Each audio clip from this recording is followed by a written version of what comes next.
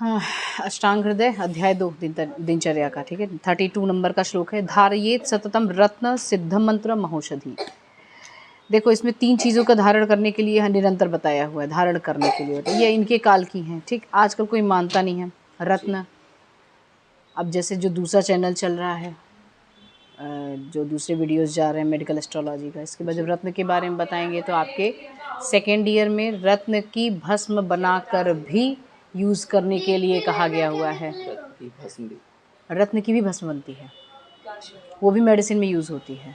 सबसे common example बहुत लोगों को पता है, कैंसर में हीरक भस्म यूज़ होता है, हीरे का भस्म बनाकर, ठीक है। कॉस्टली बहुत ज़्यादा पड़ता है, ठीक। तो रत्न के भी भस्म बनते हैं और उसका यूज़ होता है, और वो अपनी ओरिजिनल प्रॉपर्टी नहीं छोड़ता है, अपने कर्म वाला। तो इसलिए रत्न धारण करने के लिए बोला। अब रत्न धारण करने से क्या होगा, चिपक के वो इफेक्ट छोड़ेगा। एक लेक्चर में मैंने और भी बताया हुआ था, जब बुध के बारे में बता रहे थे हमने, है ना, कि ग्रीन कलर का वो है, येलो कलर का जुपिटर है, तो येलो कलर के उसके रत्न भी धारण किए जाते हैं। तो जहाँ जहाँ येलो कलर रहता है वहाँ वहाँ उसके इफ़ेक्ट्स ज़्यादा पड़ते हैं। इसीलिए लोगों को वस्त्र भी बताए जाते हैं कि इस दिन पे यही वस्त्र पहनो। वो वेवलेंथ की तरफ आकर्षित होता है, उसकी पॉजिटिव एनर्जी वहाँ से खींच के लाता है। रत्न यहाँ पे धारण करने के लिए बोला हुआ है, जैसे मरकत हुआ, वज्र मतलब यहाँ देखो उसमें लिखा ही होगा, वज्र मतलब हीरा होता है, ठीक है। तो ऐसे से रत्न धारण करने के लिए बताया हुआ है, बट डिपेंड्स कि कौन सा धारण करना है।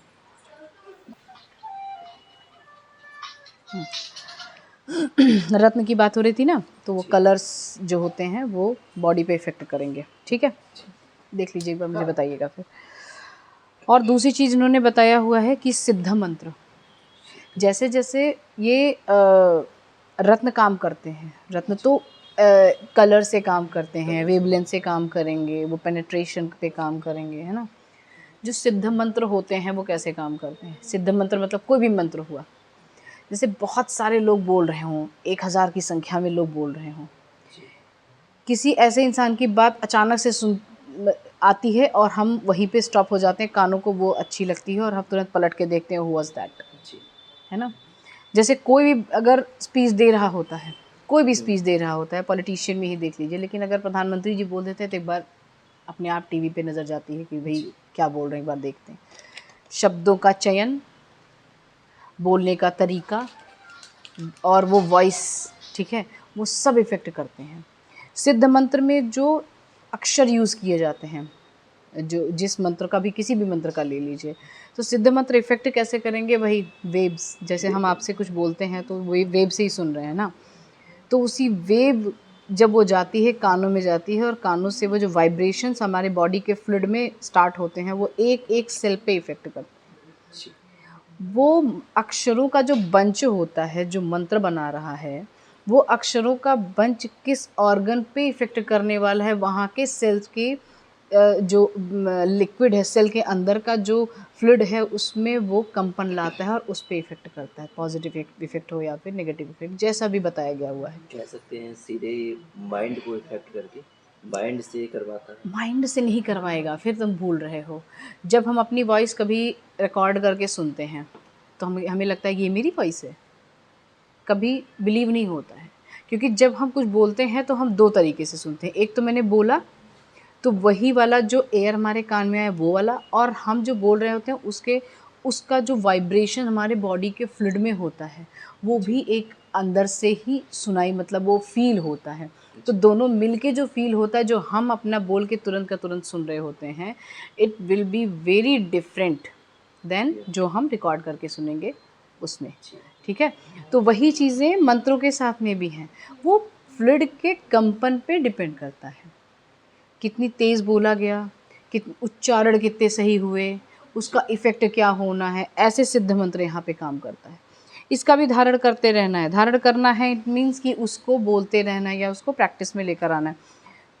महाऔषधि, इसका भी धारण करना है। ऐसे बहुत सारी जगह पे इन्होंने चीज़ें बताई हुई हैं, अद्रव्यभूत चिकित्सा, जिनको इंटरनल नहीं लेना है, बाहर ही बाहर लेप लगा लीजिए, धारण कर लीजिए, या फिर जैसे सत्वावजय चिकित्सा आती है, चिकित्सा 3 टाइप की बताई हुई ना अकॉर्डिंग टू आयुर्वेदा, कौन कौन सी? चिकित्सा के 3 प्रकार बताए हैं। हाँ, एक तो पूरा आयुर्वेद का मंत्रोच्चारण की बात ही नहीं है। युक्ति विपाश्य, दैव विपाश्य, सत्वावचय, है ना।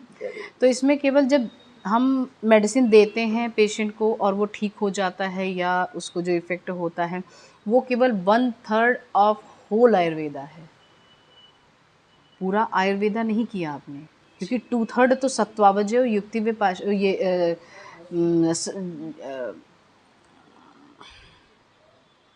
दैव विपाश्रय ये हो गया ना।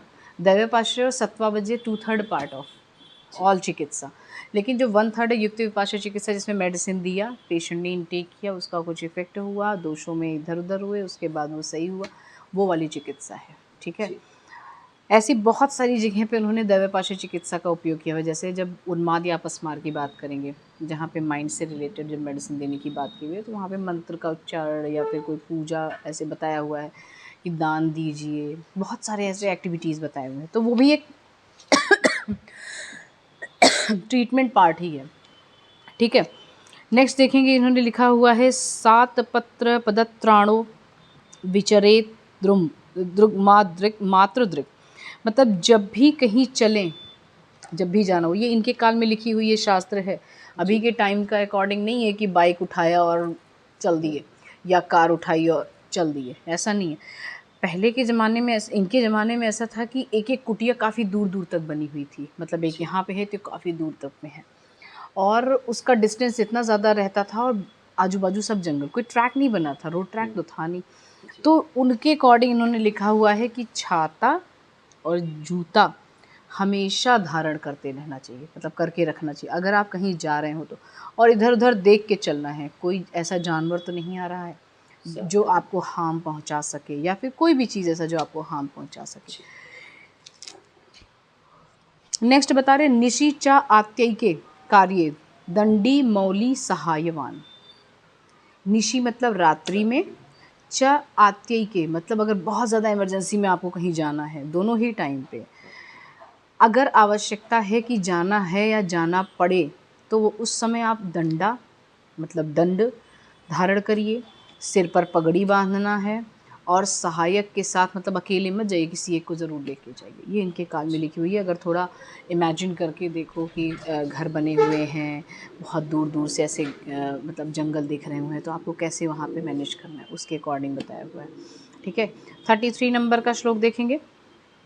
इन्होंने कुछ कुछ जगह पे नहीं जाने के लिए बोला है, या उस चीज़ को क्रॉस नहीं करना, लांघना नहीं। एक जगह पे जैसे चैत्य, चैत्य का अर्थ होता है कि ग्राम का पूज्य वृक्ष जो होता है उसको कभी क्रॉस नहीं करना है। जैसे कहीं पूजा वूजा हुई है गांव में, तो उसको क्रॉस नहीं करना है। पूज्य जो गुरु योग्य जो लोग होते हैं, जैसे गुरु या पूजा के लोग जो होते हैं, जैसे जिन्होंने पीछे भी बताया हुआ है ना, देव गो ब्राह्मण, इनकी परछाई को भी नहीं लांघना चाहिए। अपमान जैसा होता है, मतलब एक होता है रेस्पेक्ट किस लेवल तक आप कर सकते हैं। ध्वजा, इसको भी नहीं लांघना है। अशस्त्र, अशस्त्र मतलब चांडाल इत्यादि जो होते हैं, वो मतलब इनके काल की बताई हुई है। अभी तो मतलब कोई बिलीव भी नहीं करेगा कि होता है, होता भी होगा तो कोई देखा होगा तो आप बिलीव करोगे, अदरवाइज़ नहीं करोगे, because we are living in science era. दिखेगा वही मानेंगे, प्रत्यक्ष प्रमाण सबसे पहले। इनकी छाया को भी नहीं लांघना है, ऐसा बताया हुआ है। भस्म, जहाँ राख का ढेर हो, इसमें रीज़न क्या है, हो सकता है राख के अंदर थोड़ी बहुत चिंगारी हो, लांघने चले, पता लगा वो फटे और आप जो है कहीं पे मतलब जल गए, या फिर कोई चीज़ आपको आघात पहुंचा सकती है। तुष, धान्य का ढेर, धान्य का ढेर जो तुष होता है, धान के ऊपर का जो पार्ट होता है, वो ढेर रहता है, पता नहीं उसके अंदर कौन छिप के बैठा है। अपने काल के अकॉर्डिंग इन्होंने बताया हुआ है कि how to protect yourself, है ना। अशुचि, मलमूत्र इत्यादि। शर्करा मतलब कंकड़, यहाँ पे शर्करा कंकड़ हो गई है।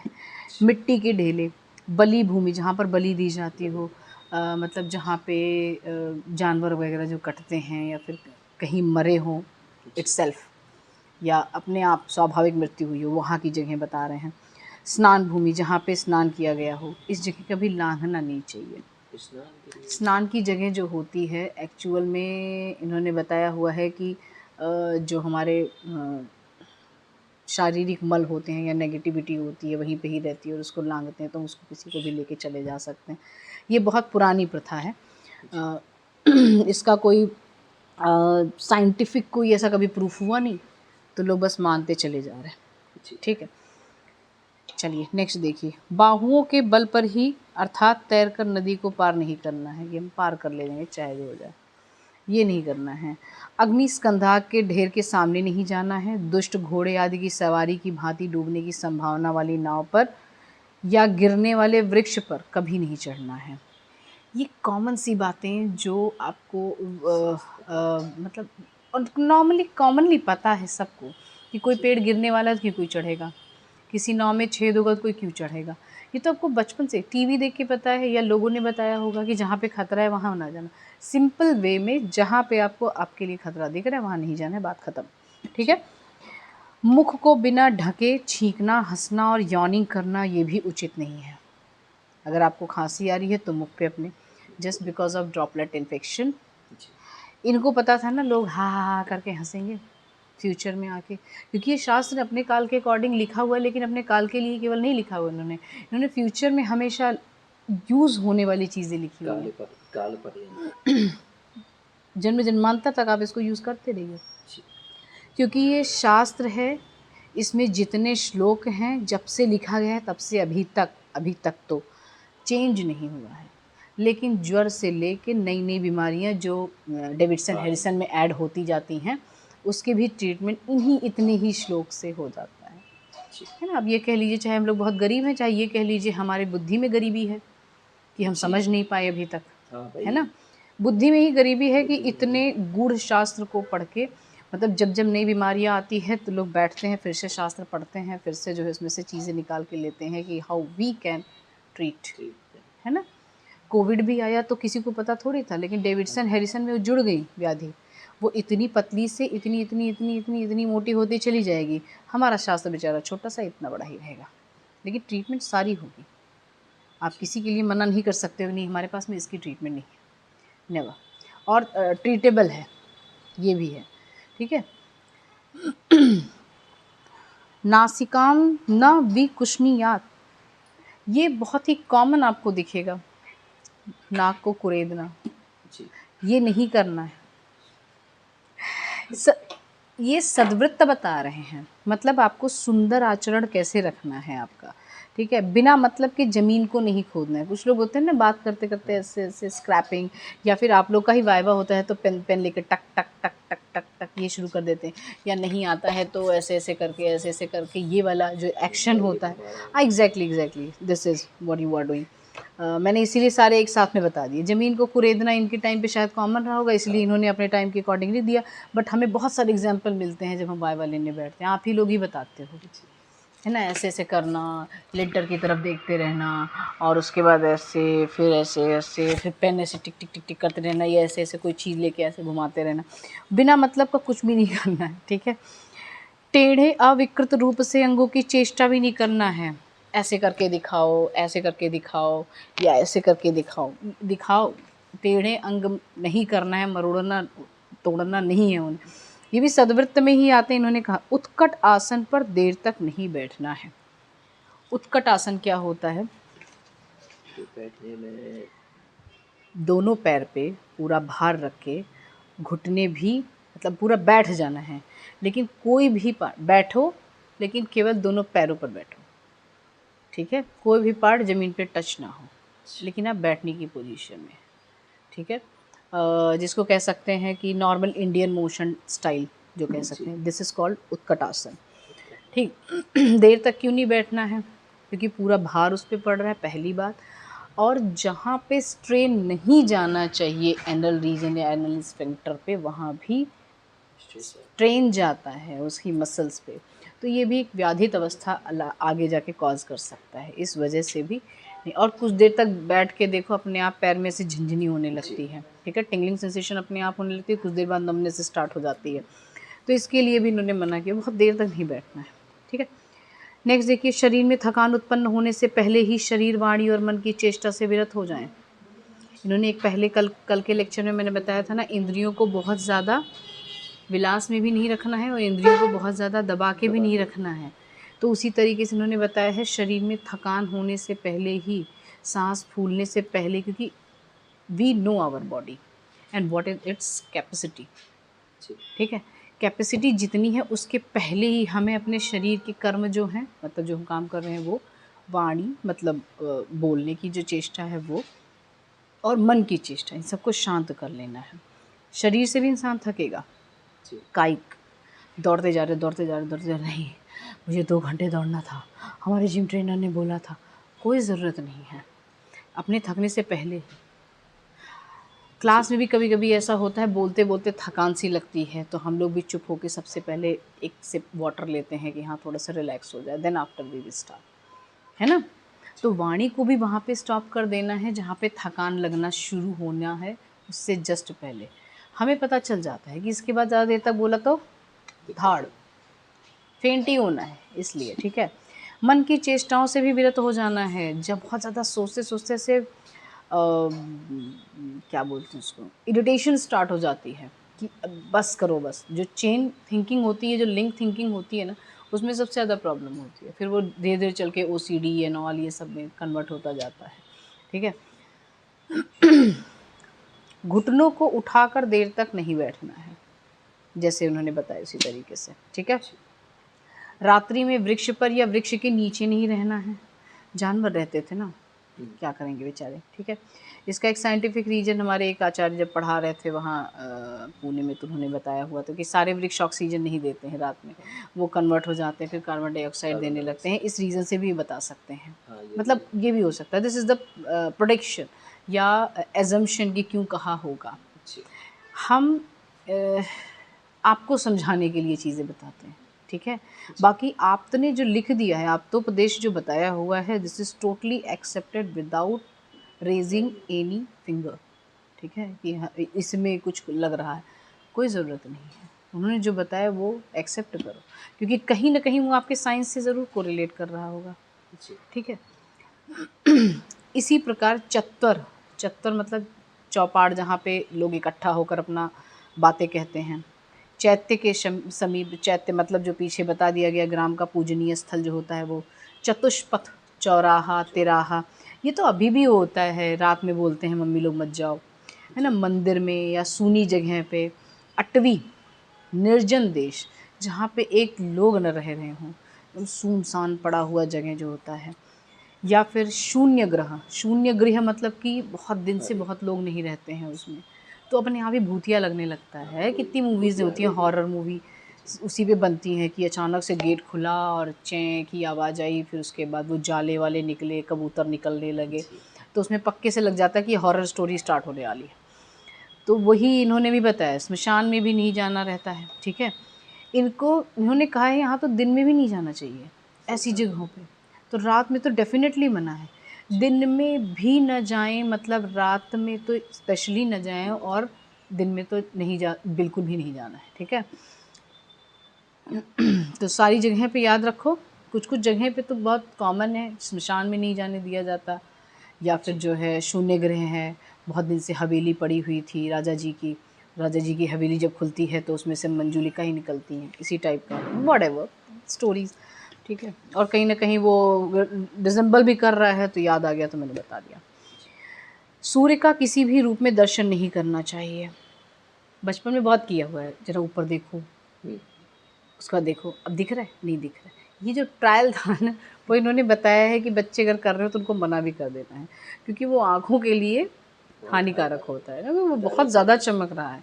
ट्राई में बहुत कुछ हो जाता है। तो सूर्य का इन्होंने कहा किसी भी रूप में दर्शन ना करें, मतलब सूर्य यहाँ पे वाइट वाला सूर्य है, जो रेड वाला मॉर्निंग में निकलता है उसको भी थोड़ी देर देख सकते हैं, ठीक है। या फिर जो अस्त हो रहा है उसको भी थोड़ी देर तक देख सकते हैं या उसके दर्शन कर सकते हैं। बट सूर्य का यहाँ पे जो जब आदित्य नाम लेते हैं उसका, आदित्य, तो वाइट वाला हो जाता है।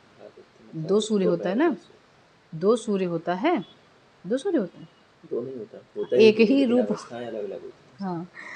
जब रेड वाला होता है तब उसको देख सकते हैं थोड़ी देर, बट जब वो आदित्य फॉर्म में हो जाता है, मतलब जब वो एकदम चमकीली फॉर्म में आता है, एकदम अपने विकराल रूप कह सकते हैं। ये सभी गर्मी आने वाली है ना, इसमें वो और विकराल रूप धारण करेंगे, तो वहाँ पे मना किया है, ठीक है। भार को सिर पर नहीं उठाना है। उत्तमांग कहा गया है ना, कल ही बताया था ना, उत्तमांग, उत्तमांग कहा गया हुआ है, जिस पे भार नहीं रखना होता है। बहुत सारे नाजुक चीज़ें भी यहाँ रहती हैं, जैसे हेड पे अगर इंजरी हो जाए तभी कहते हैं हेलमेट पहन के चलो, हेड इंजरी हो जाती है तो बचने का मुश्किल हो जाता है। वो भार के अकॉर्डिंग आप वही समझिए कि हेलमेट, ठीक है, यूज़ करने के लिए बोला हुआ है। सिर को अपने हमेशा बचा के रखना है, मेन रीज़न ये है। निरंतर सूक्ष्म और चमकदार, अपवित्र और अप्रिय वस्तुओं को ना देखें। अप्रिय वस्तु में तो आपके टीचर्स भी आते होंगे। पता नहीं हाँ, आप कई टीचर्स ऐसे होंगे आपके कॉलेज में जो अप्रिय लगते होंगे, तो उनको बार बार नहीं देखना है, आपको। ऐसे साइड से निकल जाना है ना। हमेशा जो सूक्ष्म चीज़ें जो होती हैं वो भी नहीं देखना। जैसे आप ये मोबाइल में देख रहे हैं, जी ये बार बार मत यूज़ करिएगा, ठीक, और इसका यूज़ बहुत कम कर दीजिए। आप हार्ड कॉपी रखिए बुक की, वो ज़्यादा बेटर है, ठीक। एक जिससे 2 रीज़न हैं इसके। एक तो आपको ये डिस्टेंस समझ में आता है, क्योंकि उसमें जब जूम कर देते हैं ना, तो वो जो डिस्टेंस एक बताई हुई ना कि 1 फीट तक, बचपन में जी। पढ़ा होगा, सुना होगा। 25 सेंटीमीटर। हाँ वही, 1 फीट की दूरी पर रख के ऐसे किताब पढ़ी जाती है, तो वो डिस्टेंस थोड़ा डिस्टर्ब कर देता है, कितना बड़ा होना चाहिए अक्षर, क्या है कैसा है, ठीक है। जी और दूसरा एक चीज़ और होता है, फिर वो स्क्रॉलिंग वाला जो कंडीशन है वो बंद हो जाएगी। थोड़ा दूर रहेगा ये इंस्ट्रूमेंट, बहुत दूर रखो इसको, बहुत ख़तरनाक चीज़ होती है, ठीक है। जब ज़रूरत पड़े तभी यूज़ करो। जी। जब आप कहेंगे मैम आप तो रोज़ यूज़ करती हैं। नहीं तो जब ज़रूरत पड़े तब। हाँ, ज़रूरत पड़े तो, इसलिए मैंने टैगलाइन बना दी। ठीक है। अपवित्र, जो अच्छी नहीं है, पवित्र नहीं है, जो शुचि नहीं है, उन चीज़ों को भी नहीं देखना है, और अप्रिय वस्तु को नहीं देखना है, ठीक है। ये तो मैंने जस्ट पार्ट ऑफ जोक के अकॉर्डिंग बताया हुआ है, लेकिन जो भी अच्छी चीज़ें नहीं लगती उनको बार बार नहीं देखना, निरंतर नहीं देखना। अगर ज़रूरत है तो यू हैव टू। जैसे लोग सर्जरी करने जाते हैं, या फिर जो ये डॉक्टर्स होते हैं, मॉडर्न वाले डॉक्टर्स होते हैं, उनको बहुत सारी चीज़ें होती हैं, हमेशा देखनी रहती हैं, नहीं अच्छी लगती हैं चीज़ें, फिर भी देखनी रहती हैं। तो निरंतर नहीं देखना रहता है, मतलब बार बार जाके, अगर नहीं अच्छी लग रही है तो किसी और को कर दो, ये भी होता है ना, ठीक है। नेक्स्ट देखिए, ये बहुत इम्पॉर्टेंट है अभी के एरा के लिए। नेक्स्ट वाला जो श्लोक है, मद्य विक्रय संधान दान आदान इत्यादि जो नाचरेत, ठीक है, आचरण में नहीं लाना है, ना आचरेत, बिल्कुल भी आचरण में नहीं लाना है। क्या चीज़ें? मद्य का विक्रय मतलब बेचना, संधान उसको बनाना, उसका दान करना या दान लेना, ये सारी चीज़ें मद्य की सब मना की गई हुई हैं, ठीक है। सब एक एक रीज़न से पाप ही कर्म है, और दशविध पाप तो बताया ही हुआ है आपका, वो तो अलग से है। फिर इन्होंने सदवृत्त में ये भी चीज़ें बता दी हुई हैं, ठीक है। अब आप कहेंगे कि आयुर्वेदिक मेडिसिन भी कुछ मद्य के रूप में होती हैं, बट वो मेडिसिन है, वो आसव अरिष्ट हैं, मद्य नहीं है, ठीक है। त्याज्य कर्म कुछ कुछ चीज़ों के बताए हुए हैं, श्लोक नंबर 40 से लेके 44 तक देखिए। कुछ चीज़ें बिल्कुल भी नहीं करनी है। क्या? सामने या पूरब की दिशा से चलने वाली वायु का सेवन करना, पुरवाई, सिंपल वे। पुरवाई जो होती है, अभी पुरवाई चल जाए अपने आप सारी हड्डियां कड़कने लगती हैं, मतलब दर्द होने लगती हैं। बुजुर्ग में होनी चाहिए, लेकिन क्या होता है आजकल तो सभी बुजुर्ग हैं, आपकी अवस्था में तो सबसे ज़्यादा बुजुर्ग हैं, तो उनकी ज़रूर पेन होने लगती है। या जिनको कभी एक्सीडेंट हुआ हो, बोन से रिलेटेड प्रॉब्लम होती है, तो पूर्वी वायु जब चलती है, जिसको पुरवाई कहते हैं, तो उसमें ज़्यादा पेन स्टार्ट हो जाता है। सामने की धूप, एकदम मुंह के आगे धूप आ रही है, उसको भी नहीं लेना है, ठंडी में भी नहीं लेना है, ध्यान रखना है इस चीज़ का। क्योंकि सामने से इसलिए मना किया गया है कि आँखों पे अगेन जो सूर्य वाला बताया, वो सूर्य के दर्शन निरंतर किसी भी अवस्था में नहीं करना है, वो वाला इफ़ेक्ट पड़ेगा।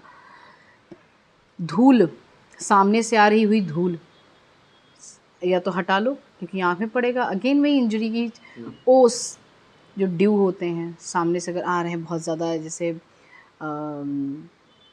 सर्दियों के टाइम पे जा रहे हो कहीं पे और सामने से ही हवा आ रही हो, तो वो जो ओस वाली हवा होती है, तो थोड़ा टर्न हो जाओ, या फिर जो है अपना रास्ता बदल दो, या फिर वहाँ पे स्टॉप हो जाओ। तेज कठोर वायु, इन सब से बचना है। तेज कठोर वायु कैसे होती है? आंधी तूफान, वो कठोर वायु के अंतर्गत आती है, जो चोट लगने वाली जैसी रहती है, ठीक है। जिन सब चीज़ों से शरीर को कष्ट होगा वो चीज़ें हटा देना है। शरीर को विषम स्थिति में रखकर छींक, उद्गार, कास, नींद लेना, भोजन और मैथुन कर्म नहीं करना है। विषम स्थिति पहले याद कर लो कि विषम स्थिति मतलब नॉर्मल कुछ इन सब चीज़ों की पोजीशन बताई गई हुई है, खाना खाने की, नींद लेने की, खांसने की। अब खांसी आ रही है तो उसको गला ऊपर करके करोगे तो भी दिक्कत हो जाएगी, है ना। या फिर डकार आ रही है, उद्गार जिसको कहते हैं बर्फ, तो पता लगा ऐसे दबा के, किसी भी कंडीशन में मतलब ऊट पटांग हरकतें करके, बचपन में ज़्यादा होती रही होंगी, तो किसी भी विषम स्थिति में रख के शरीर को ये सारे कर्म नहीं करने हैं। इन सबकी नॉर्मल जो कंडीशन है बॉडी को, जिसमें कष्ट ना हो शरीर को, वैसे ही रखना है इनको। नदी के किनारे के वृक्ष की छाया का आश्रय नहीं लेना है, क्योंकि कब नदी में तूफान आ जाए। एग्जैक्टली नदी में तूफान आ जाए, या कह लीजिए कि पेड़ की जड़ें जो होती हैं थोड़ी सी कमज़ोर हो गई, तो नदी का बगल में रहता है तो पता नहीं कितना हाँ पेड़ भी गिरने के चांसेस होते हैं, या क्या रीज़न रहा होगा वो अपने अकॉर्डिंग देख लीजिए। राजा जिससे द्वेष रखता हो ऐसे आदमी के साथ मैत्री नहीं करना है। देशद्रोही एग्जैक्टली सीधा है यहाँ पे, उनसे कोई मैत्री नहीं रखना। हिंसक पशु जिनका पता है कि कुत्ता काट लेगा, तो कुत्ता क्यों पालो, ऐसा जानवर पालो जो काटता ना हो। दंष्ट्री या फिर दंष्ट्री सांप मतलब जो डंक मारते हैं, डस लेते हैं, ऐसे इत्यादि। और सींग वाली भैंस आदि से बचना है, मतलब जो इन शॉर्ट ऐसे जानवर जो आपको हार्म पहुंचा सकते हैं उनसे थोड़ा दूर रहो, ठीक। अपने कुल, शील या वित्त आदि से हीन, अनार्य, असाधु और अति निपुण जो बहुत बारीकी छानते हों उनकी सेवा ना करें। एक एक का ध्यान दीजिए। अपने कुल, शील और वित्त आदि से हीन जो होते हैं वो हमेशा आपसे रोना ही रोते रहेंगे, ठीक है। इन्होंने कहा है उनकी सेवा ना करें, मतलब उनसे बहुत ज़्यादा मैत्री या उनका बहुत ज़्यादा हेल्प मत करिए। अब ऐसा भी नहीं है कि अगर नीडी है तो भी नहीं करिए, क्योंकि पीछे इन्होंने बता दिया हुआ है कि याचक है, अगर कुछ मांग रहा है तो उनको दे दीजिए। हमेशा उनको अगर ये चीज़ें करते रहेंगे, इसके कई चीज़ें हैं इनमें, कुल, शील और वित्त से अगर हीन, अगर आप इनकी हमेशा हेल्प करते रहेंगे तो ये हैंडीकैप्ड हो जाएंगे, कुछ करेंगे ही नहीं। जैसे भिखारी लोग हैं जो औरतें आ जाती हैं, छोटा सा बच्चा लेके, बाबू खाना नहीं खाया है कितने दिनों से, हाथ पैर है ना, कुछ काम करो, खिलाओ ना अपने बच्चे को, क्यों फालतू में याचक। इनको याचक किसने बनाया, हम ही जैसे आप लोगों ने। एक दिन 10 रुपये पा गई, बस ख़त्म कहानी। अब तो आसानी से मिल जा रहा है, बिना कुछ काम किए मिल जा रहा है ना, तो क्यों फालतू में। तो इसके इन लोग की बहुत ज़्यादा सेवा नहीं करनी, बहुत ज़्यादा इन लोग की हेल्प नहीं करनी होती है इन्हें। और अनार्य, असाधु, मतलब ये जो आचरण से अ जब लग जाता है, आचरण इनके अच्छे नहीं है। असाधु मतलब जो अच्छे आचरण वाले नहीं हैं, उनसे भी दूर रहिए, क्योंकि ये कुछ अच्छा करें ना करें आपके साथ, आपको बुराइयां 2-3 जरूर सिखा जाएंगे, ठीक है। सही। जो बहुत ज़्यादा निपुण होते हैं, निपुण यहाँ पे बहुत बारीकी से ध्यान देने वाले। अच्छा तो तुमने आज ये कलर की शर्ट पहन ली, अच्छा तो तुम कल वो नहीं किए थे, अच्छा, मतलब हर चीज़ में बारीकी से ध्यान देने वाले। क्या फ़र्क पड़ता है, हाँ, कमियाँ निकालने वाले। या फिर बहुत ज़्यादा ऑब्सेस्ड होते हैं, बहुत, मतलब जैसे ये चीज़ें पहले कल तुमने ये कलर की पेन, अब कौन देखता है किस कलर की पेन लेकर आए थे, लेकिन ये निपुण उनमें लिया गया हुआ, इतनी ज़्यादा बारीकी से, महीन बुद्धि जिनको कहा जाता है आजकल के ज़माने में, महीन बुद्धि, उनसे भी बच के रहना है, उनकी भी सेवा नहीं करनी है, बहुत ज़्यादा उनसे मिलजुल करके नहीं रहना है। अपने से श्रेष्ठ के साथ कभी लड़ाई नहीं करना चाहिए। अगर आप जान गए कि 6 फुट लंबा, 1 कुंटल से ज़्यादा मोटा, तो उससे क्यों लड़ाई करना भैया, राम राम करके आगे बढ़ जाओ। पता है अगर वो गुस्साया तो हड्डी पसली एक करेगा, तो इसलिए उन्होंने साफ साफ कहा अपने से श्रेष्ठ अगर कोई दिख रहा है तो उस पर ज़्यादा लड़ाई उड़ाई करने की दिक्कत नहीं, उससे सॉरी बोलो, निकल लो आगे, ठीक है। संध्या काल में भोजन नहीं करना चाहिए, स्त्री संग नहीं करना चाहिए, निंद्रा नहीं लेनी चाहिए, पढ़ना नहीं चाहिए और मनन नहीं करना चाहिए, मतलब चिंतन नहीं करना चाहिए। संध्या काल मतलब शाम की जो गोधूली वेला होती है, वहाँ के लिए मना किया गया है। यस, इट्स नाइट टाइम तो इसके थोड़ी देर पहले जब सूर्य ढल जाता है उसके बाद भी उसकी जो एक उजाला रह जाता है वो टाइम, ठीक है। स्त्री संग संध्या के, हाँ, मैथुन के लिए बोला, स्त्री संघ के लिए, ठीक है। और निद्रा लेना, नींद भी नहीं। अरे मम्मी लोग कहती नहीं थी कि जो है शाम हो गई उठो, पहले उठो, लेटे मत रहो, लेटे मत रहो, हाँ मतलब गोधूली हो गई है, उठो उठो, बैठ जाओ। पढ़ना नहीं चाहिए, तो पढ़ने के लिए, मनन के लिए इन्होंने बस केवल वही इलेक्ट्रिसिटी का ही दिया हुआ है कि बहुत ज़्यादा अंधेरा होने लगता है। वैसे तो इन्होंने कहा रात्रि में भी नहीं पढ़ना चाहिए, अपने काल के अकॉर्डिंग बताया हुआ, तब इलेक्ट्रिसिटी कहाँ थी, है ना।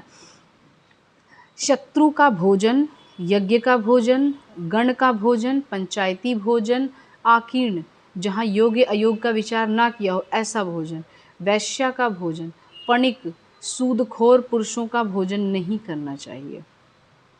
ये सभी अमान्य और पाप युक्त भोजन कहे गए हैं।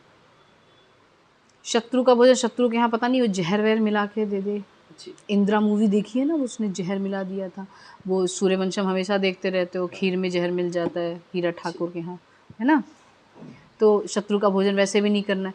यज्ञ का भोजन ना करने का विधान मतलब ऐसा है कि यज्ञ में कुछ नेगेटिविटीज़ ही रहती हैं जिसकी वजह से लोग यज्ञ वगैरह करवाते हैं, तो उसका भी थोड़ा अंश हमारे ऊपर आता है, ठीक है। उसके लिए कुछ योग्य लोग फिक्स किए गए हुए हैं कि इन सब का जो भार है वो यही लोग उठा सकते हैं, क्योंकि उनके पास में वो चीज़ें रोकने की पावर भी रहती है। यज्ञ का भोजन वगैरह ब्राह्मण नहीं, आई टोल्ड यू, ब्राह्मण अलग है, द्विज अलग है, और हाँ पंडित अलग है, ये सब चीज़ें अलग हैं, ठीक है। तो जो पुरोहित होते हैं उनके लिए कहा गया हुआ है, ठीक है। गण का भोजन, पंचायती भोजन, गण मतलब कि जो सेवक वगैरह जो रहते हैं उनके यहाँ का बोला गया है, ठीक है। और एक मिनट, यहाँ पे टीका में बताए हुए गण का अर्थ होता है भिन्न भिन्न किया हुआ, जैसे अरुण दत्त के कथक या चारण आदि किया है। इससे अकीर्ण अन्न ना खाएं ऐसा बताया हुआ है, मतलब भिन्न भिन्न किया हुआ भोजन, अलग अलग, मतलब हाँ थोड़ा बिखरा हुआ टाइप का ऐसा, हाँ।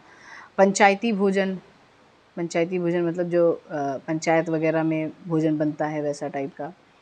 अकीर्ण भोजन, योग्य और अयोग्य का विचार जहाँ पे नहीं किया जाता है, जैसे आप रेस्टोरेंट में खाते हैं, मसाले बन रहे थे उसमें दूध की क्रीम मिला दी, शाही पनीर बनते हुए, है ना, या फिर हनी चिली पोटैटो बना दिए, जबकि हनी के साथ में गरम कुछ मिक्स ही नहीं होता है। तो जहाँ योग्य और अयोग्य का कोई विचार नहीं हुआ था वैसा भोजन भी मना किया गया हुआ है, ठीक है। रेस्टोरेंट में कभी थोड़ी देखेंगे कि पालक नहीं है तो वो कोई भी घास उठा के पीस के डाल देते हैं, इट्स ग्रीन, नथिंग एल्स, है ना। वैश्या का भोजन भी मना किया गया हुआ है, ठीक है, क्योंकि उनके कर्म जो होते हैं कर्मों के ही कारण बताया हुआ है, नथिंग एल्स, ठीक है। पणिक जो सूदखोर होते हैं, ब्याज पे पैसे जो लेते हैं, उनका भी भोजन नहीं करने के लिए कहा हुआ है, ठीक है।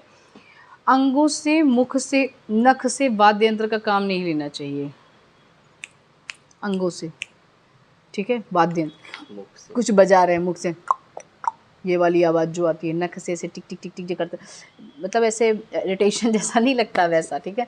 वैसे ये सद्वर्त में नहीं आता है, और वैसे भी इरिटेशन बहुत ज़्यादा होती है, जिनकी आदत होती है खुद ही करने की तो वो तो नहीं कभी लगेगा उन्हें, बट ये हमेशा इरिटेट करेंगे। हाथ ही, हाँ लेकिन आज के टाइम पे जो गाना गाए जाते हैं वो मुख से ही गाए जाते हैं, तो वो तो कर्म है ना, हमेशा हमेशा करते रहोगे।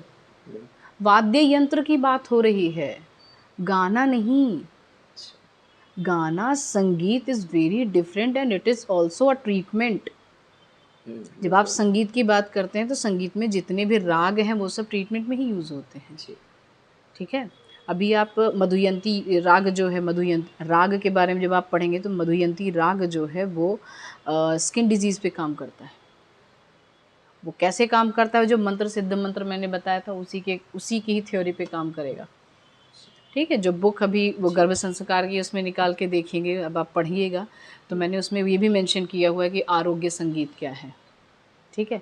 और गर्भावस्था में एक एक मंथ में कौन कौन से मंत्र का उच्चारण सुनना है जिससे गर्भ पे इफ़ेक्ट पड़ेगा, और कौन कौन से मंत्र खुद से बोलने हैं जिससे गर्भ पे इफ़ेक्ट पड़ेगा, कौन से म्यूज़िक इंस्ट्रूमेंट्स नहीं सुनने हैं, कौन से म्यूज़िक इंस्ट्रूमेंट्स सुन सकते हैं, किस व्याधि पे कौन सा काम करेगा, ये सारी चीज़ें हैं, ठीक है। तो वो तो संगीत इज़ ट्रीटमेंट पार्ट, ठीक है, दैट इज़ वेरी डिफरेंट। इन्होंने कहा वाद्य यंत्र नहीं करना है। मैंने जो जीभ से ऐसे आवाज़ निकालते हैं, ये है वाद्य यंत्र, ठीक है, ये मुख से नहीं करना है। ये वाली चीज़ इन्होंने मना करने के लिए बोला है। पानी, अग्नि, पूज्य, इनके बीच में से सवारी नहीं करना चाहिए, बीच से क्रॉस नहीं करना चाहिए। अब पानी में अगर क्रॉस कर भी रहे हैं तो कितना गहरा है, नीचे गड्ढा है कि नहीं, धंस गए चले गए। अग्नि के क्रॉस नहीं होना है, तो ऑब्वियसली कपड़े में लग गया, अगर हवा चल गई उसी टाइम पे, एट दैट टाइम, तब तो गए काम से, है ना। पूज्य जो हैं उनके भी बीच से मतलब ऐसे जाना नहीं होता है, ठीक है। शव संबंधी धुएं से बचें, ये तो नॉर्मल कोविड भी बताता था ना, जलाना नहीं है, वायरस हुए तो। पेशेंट है, ठीक है, 2 मिनट। शव संबंधी धुएं से बचना है, फिर चलो इसको कंटिन्यू करेंगे पेशेंट देख के, ठीक है। Thank you.